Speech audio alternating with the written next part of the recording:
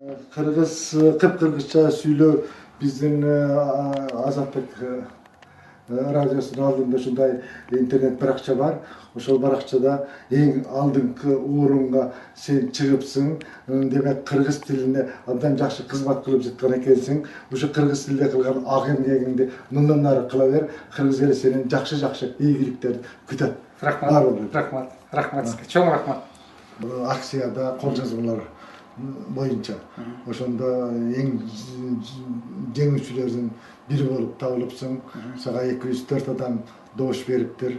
Ошол кыргыз тилине кылган эмгегиң үчүн ушул мына улуттук тил комиссиясы тарабынан жаңы эле чыккан сөздүктөрдү билекке берип жатабыз.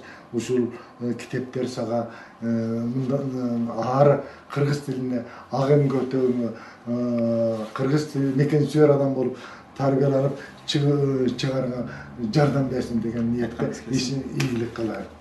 Рахмат агай. Чоң рахмат. Сиз ушул дайым эле кол жазманы колдоносузбу же көбүрөөк компьютер менен жазып калдыңыз беле?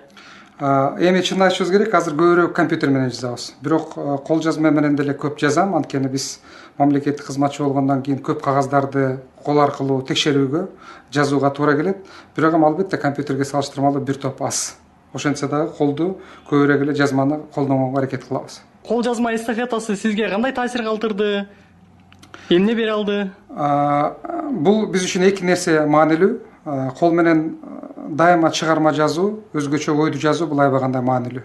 Мунун психологиялык, моралдык, адамдыктагы көп маанилүү жактары бар да. Ошону менен бирге кыргыз тилин биз дагы бир жолу колубуздан келишинче пропагандалаганга аракет кылдык. Анткени мен ошол өзүм жазган кол жазмамда дагы жаздым.